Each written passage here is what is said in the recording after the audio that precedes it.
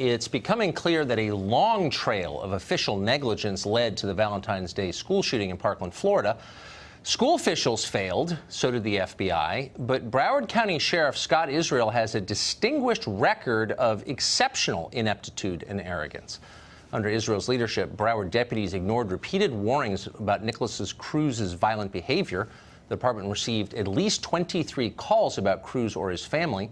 In one call last November, a tipster specifically warned that Nicholas Cruz was, quote, a school shooter in the making, which of course turned out to be sadly true.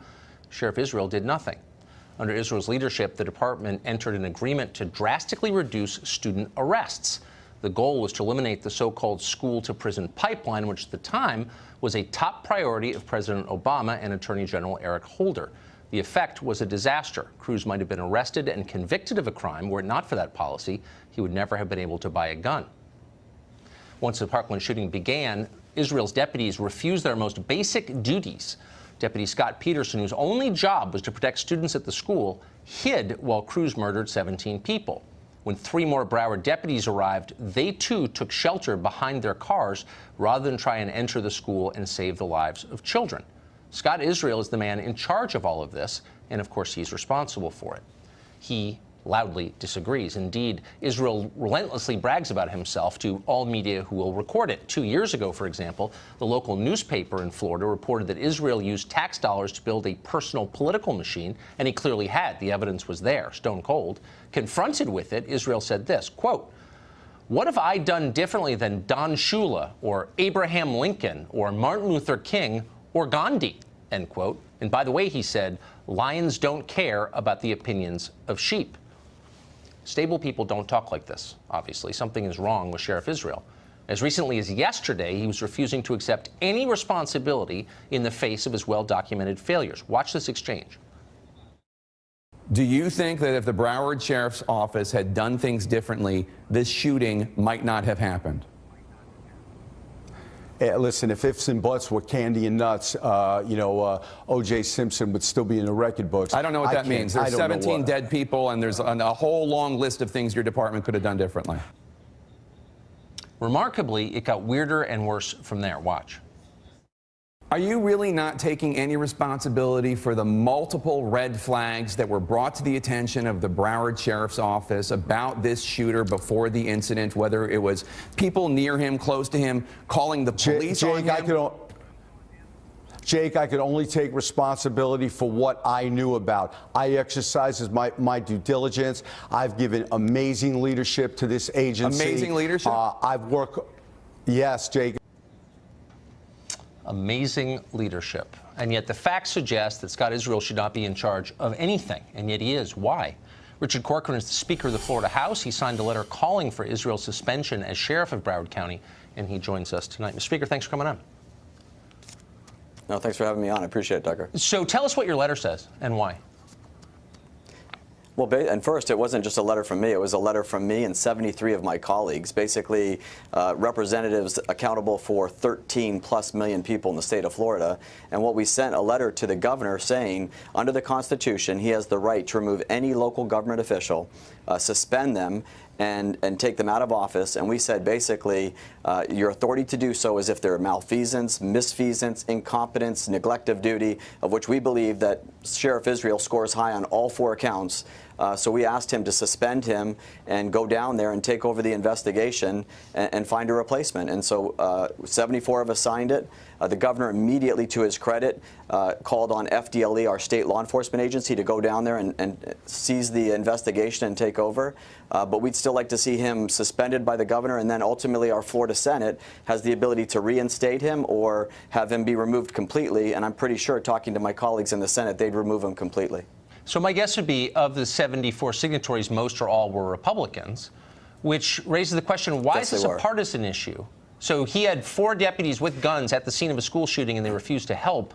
That's not a partisan question. You don't need to be a Republican to be appalled by that. Why did no Democrats support his removal? Well, I think we do have the support. It's very difficult, I think, for some of them because many of them are from that geographical area of Broward County. Right. A significant portion of our Democratic colleagues. So I think for them, it was like, you're right, go forward.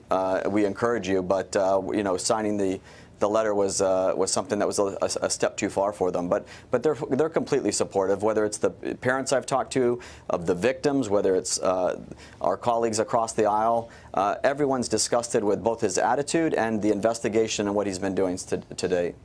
So my impression is that the deputies who sat outside armed while 17 people were murdered at the school were within their legal rights. They were allowed to do that. Most of us respect law enforcement because we think they're willing to put their lives on the line for us. These people weren't. That seems to me maybe something that the legislature could address. If you're a deputy in charge of protecting the public, shouldn't you be obligated to protect the public? Yeah, and let me say, Tucker, and I think you would say the same thing. I'm an outside counsel for a sheriff's office as part of my job as an attorney.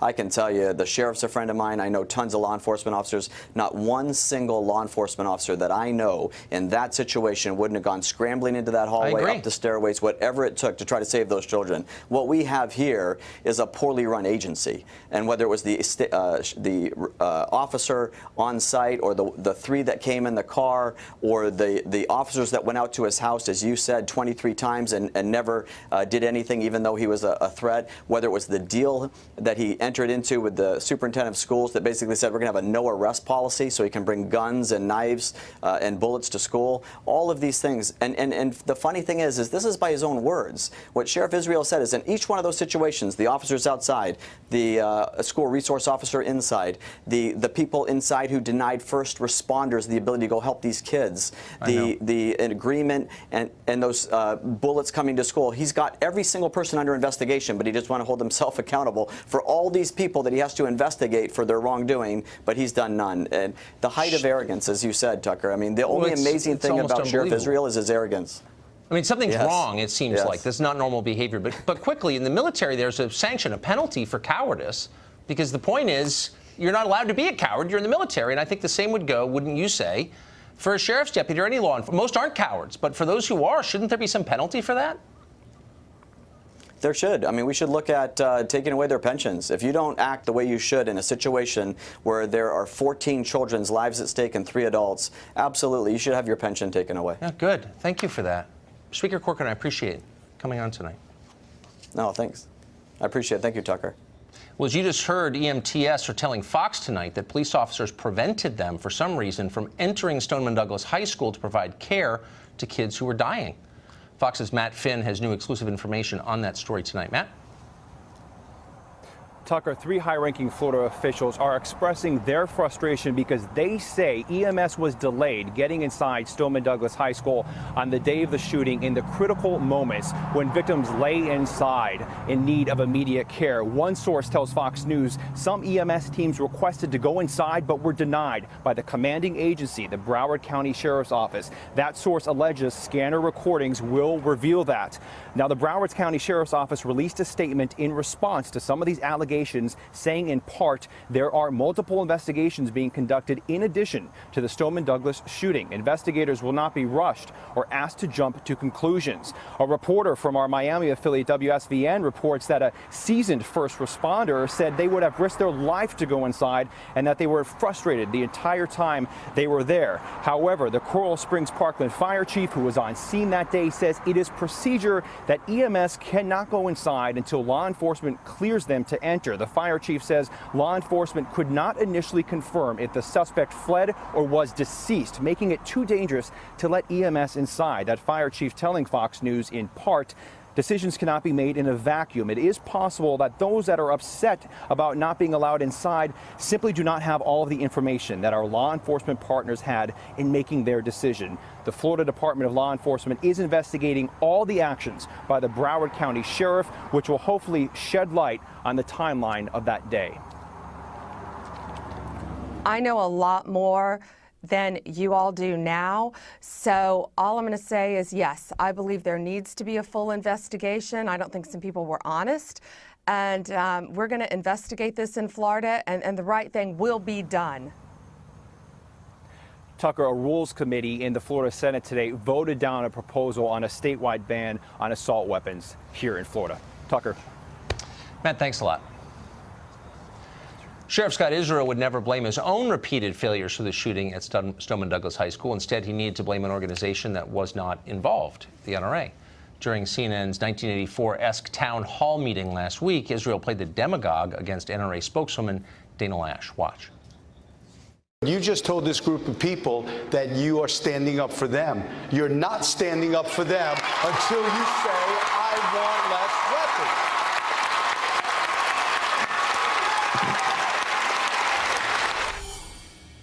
Dana Lash joins us tonight. Dana, when I was watching that, my first thought was he doesn't sound much like a sheriff. He sounds like someone running for office, a Tammany politician, a red-faced blowhard, a demagogue. It doesn't sound like something a law enforcement official would say in a town hall. What do you make of that?